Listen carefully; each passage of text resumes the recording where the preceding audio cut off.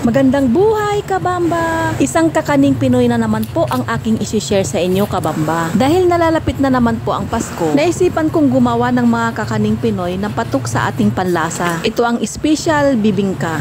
Tara, samahan nyo ulit akong magluto, manood, matuto at mag-enjoy. Welcome po ulit dito sa Bamba's Kitchen. Ito yung ingredients na kakailanganin natin. Kung hindi nyo po masundan yung ingredients dito sa video, kabamba, pakicheck na lang po dito sa comment section. Kakailanganin din natin dito ng llanera at dahon ng saging.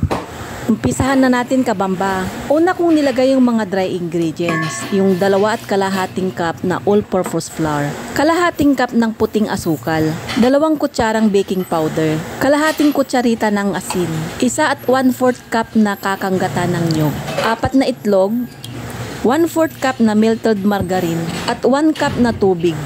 Tsaka natin ito haluin na mabuti para matunaw yung mga nilagay nating ingredients at mag-incorporate silang lahat. Baka may magtanong, kabamba, kung pwede yung ating rice flour. Pwede po yun, kabamba. Yun po yung pinaka-original recipe. Rice flour po yung ginagamit. At kung nahalo na natin, ilagay na natin yung ating ginadgad na cheese. Nagtira lang ako ng konti para sa toppings niya mamaya. Hinalo ko lang ito ng saglit gamit ang ating spatula. Isunod naman nating i-prepare yung ating paglalagyan. Gagamit lang tayo dito ng llanera. Llanera po ng igpa yung aking ginamit. Yan kasi yung available. Wala po ako yung ensaymada na molder. At yung dahon ng saging, kailangan muna nating idaan ito sa apoy para hindi madaling mapunit. Tinabasan ko lang gamit ang gunting. At ilalagay naman na natin yung mga hinalo nating ingredients kanina. Sa reseping ito, 2 ang magagawa ko. Isang large at saka medium size. Yung medium size, good for 4 person na po yun. Yung large size naman, pwede na yun sa 6 hanggang 7 katao.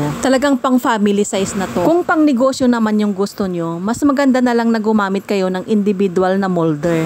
Makakagawa naman kayo ng 8 hanggang 10. Para naman sa toppings, ilagay natin yung itlog na maalat.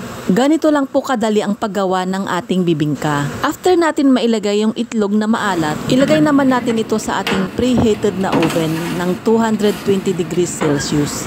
At ibibake lang natin ito ng 20 to 25 minutes. At sa kalagitnaan ng ating pagbibake, tsaka ko naman nilagay yung ating cheese sa ibabaw. Mas maganda na hindi natin isabay yung ating cheese sa paglagay ng itlog ng maalat. Regular cheese lang kasi yung ginamit ko dyan, kabamba, hindi siya quick melt cheese. May kamahalan kasi ang presyo nun. Pero nakadepende naman yan sa gusto nyo at sa budget natin.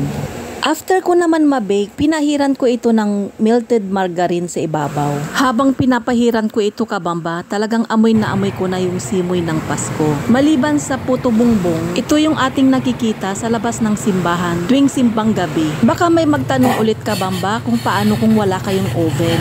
Pwede naman po na wala kayong oven, kabamba. Gamitin nyo na lang po yung traditional way ng pagluto ng ating bibingka. Yung diuling na lutuan. Bili na lang kayo ng hulmaan na gawa sa clay. Marami naman pong nabibiling ganon. Ito na, kabamba, yung ating special bibingka. Itsura pa lang talagang matatakam ka na. Baka po di ka pa po nakapag-follow sa Bamba's Kitchen. Pwedeng paki-follow and like naman po para lagi kang updated pag may mga bago akong upload. At kung nagustuhan mo itong video na to, pwedeng paki-like and share, kabamba, para maraming makapanood nito. Ihanda na yung mainit na kape o kaya malamig na soft drinks. At ating nang pagsaluhan itong special bibingka. Maraming salamat sa panonood, kabamba! Hanggang sa muli!